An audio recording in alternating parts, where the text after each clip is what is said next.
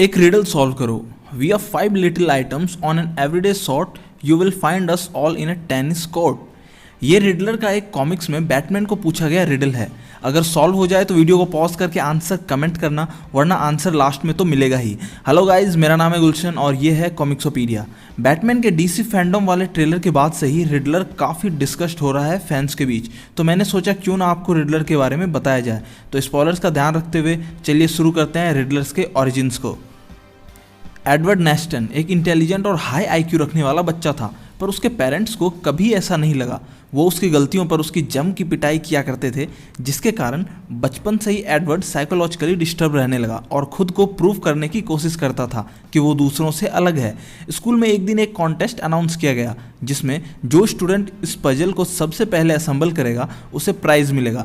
Edward ये सोचता है कि शायद ये कॉन्टेस्ट जीतकर वो पॉपुलर हो जाएगा और वो खुद को प्रूव भी कर लेगा, इसलिए वो रातों रात स्कूल में जाता है और पजल को इतनी बार प्रैक्टिस करके सॉल्व करता है कि जब तक उसे वो 1 मिनट में असेंबल ना कर ले, जिसके रिजल्ट में एडवर्ड कॉन्टेस्ट जीत जाता है और उसे एक रिडल्स पजल वाली बुक अवार्ड मिलती है, जो उसे बहुत अट्रैक्ट करती है।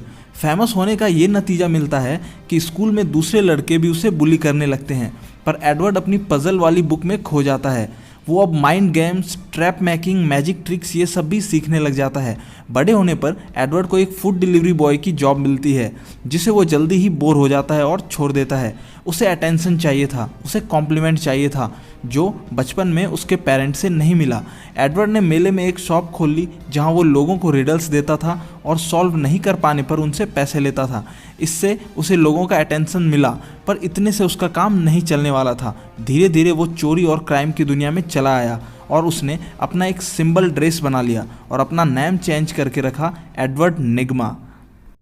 अब एडवर्ड जहाँ भी कोई क्राइम करता था वहाँ एक क्लू छोड़ने लगा, जिसका मतलब था कि मुझको जानो, मैं इंटेलिजेंट हूँ, हिम्मत है तो इसे सॉल्व करो, जिसके कारण लोग उसे रिडलर कहने लगे। अजीब बात यह है कि रिडलर क्राइम करके वहाँ क्लू ना छोड़ने की कोशिश करता था, पर ऐसा उससे कभी होता ही नहीं था। वो ना चाहते हुए भी क्लू छोड़ जाता था, जिससे उसे बाद में पता चला कि ये उसकी एक मेंटल इलनेस है। बस फिर क्या, अब जब आम लोगों से सॉल्व नहीं हुआ तो रिडलर का सामना ऐसे से हुआ जो ना सिर्फ उसके रिडल्स को सॉल्व करता था, बल्कि उससे उसके सबसे नापसंद वाली जगह आर्खम अजाइलम भी भेजता था। और ये जिसने किया वो था बैटमैन। अब रिडलर को लगने लगा कि कोई मुझसे भी ज़्यादा आईक्यू वाला यहाँ है, तो वो हर बार अपने तरीके से डार्क नाइट को नीचा दिखाने की कोशिश करने लगा।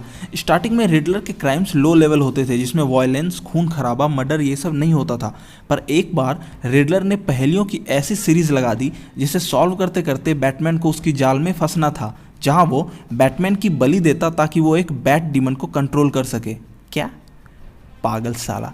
खैर, रिडलर बैटमैन की बलि तो नहीं दे पाया, पर आगे उसने कैटवुमन का पीछा करना स्टार्ट कर दिया ताकि वो कैटवुमन और बैटमैन दोनों की रियल आइडेंटिटी जान पाए, पर यहाँ भी उसे सक्सेस नहीं मिली।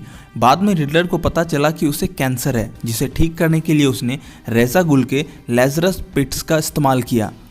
लेज़रस पिट बेसिकली लीग्स ऑफ असैसिन का एक मैजिकल वाटर सोर्स है, जिसमें जाके निकलने के बाद उनकी आत्मा खत्म हो जाती है, या कहूँ खून के वो प्यासे हो जाते हैं। सीधी भाषा में कहें तो लोग पागल हो जाते हैं। तो इसी पिट्स की पावर का इस्तेमाल करके और अपने आईक्यू को यूज़ करके रिडलर ने डिड्यूस कर लिया कि ब्रूस वेन ही बैटमैन है, और फिर उसे हराने के लिए ब्रूस के बचपन के दोस्त डॉक्टर थॉमस इलियट को मैनिपुलेट करना शुरू किया, जिसके रिजल्ट में थॉमस हश बनकर गॉथम सिटी में मर्डर पर मर्डर करता जाता है। रिडलर इस तरह की प्लानिंग करता है कि इसमें बैटमैन के सारे पॉपुलर विलन्स इसमें इन्वॉल्व हो जाते हैं, पर लास्ट में रिडलर फेल होता है। अब कुछ दिनों बाद हश वापस लौटता है और रिडलर की जमकर कुटाई करता है, क्योंकि उसके कहे अनुसार हश ने सब कुछ किया और अब वो क्रिमिनल बनकर भागता फिर रहा है। हश से बचने के लिए रिडलर पॉइजन आइवी के पास गया, जहां फिर से उसकी कुटाई हुई, क्योंकि हश वाले इवेंट में उसने पॉइजन आइवी को भी पागल बनाया था। इसके बाद वो कुछ सालों तक होमलेस होकर एक एक्स NSA एजेंट के साथ रहता है, जिससे वो हैकिंग ETC सीखकर एक्सपर्ट हो जाता है। एडवर्ड को पता चलता है कि वो एजेंट उल्टे उसे हेल्प करने के बहाने उसे यूज़ कर रहा है ताकि वो NSA में वापस जा सके। इसके बाद में उस एजेंट को भी एडवर्ड मार देता है और क्राइम की दुनिया में वापस आ जाता है। इसके बाद इस कैरेक्टर को 2 बार शॉर्ट ऑफ रिबूट किया गया। DC रिबर्थ में ये दिखाया गया कि रिडलर 1 साल तक कोमा में रहा और पास्ट की कुछ चीज़ें भूल गया, जैसे बैटमैन की रियल आइडेंटिटी। इसे दूसरी बार रिबूट किया गया न्यू 52 में, जहां एडवर्ड निग्मा वेन एंटरप्राइज में एक स्ट्रेटेजिस्ट होता है और बाद में रिडलर बनता है। रिडलर बैटमैन के अलावा ग्रीन एरो, फ्लैश और यहाँ तक कि जोकर से भी पंगे ले चुका है। बात करें पावर्स और एबिलिटीज़ की तो रिडलर के पास कोई सुपर पावर्स नहीं है। रिडलर एक हाई आईक्यू वाला इंटेलेक्ट है, इन्वेस्टिगेशन में एक्सपर्ट है, वो गैजेट्स और कंप्यूटर हैकिंग में भी माहिर है, पर हैंड टू हैंड फाइट में रिडलर कुछ खास नहीं है और उसकी मेंटल इलनेस भी उसकी एक कमजोरी है। रिडलर हम सबको याद है जिम कैरी के कारण, जिन्होंने 1995 में आई बैटमैन फॉरएवर मूवी में रिडलर का रोल किया था। इसमें रिडलर सॉर्ट ऑफ पागल है और थोड़ा सनकी है और पहेलियों के साथ बिल्कुल ऑब्सेस्ड है। पर डीसी फैंडम के बैटमैन के ट्रेलर के अनुसार ये कहानी बदलने वाली है और रिडलर को हम ज़्यादा डार्क, ज़्यादा रियलिस्टिक अप्रोच के साथ देख पाएंगे। तो गाइज़ ये था सब कुछ रिडलर के बारे में।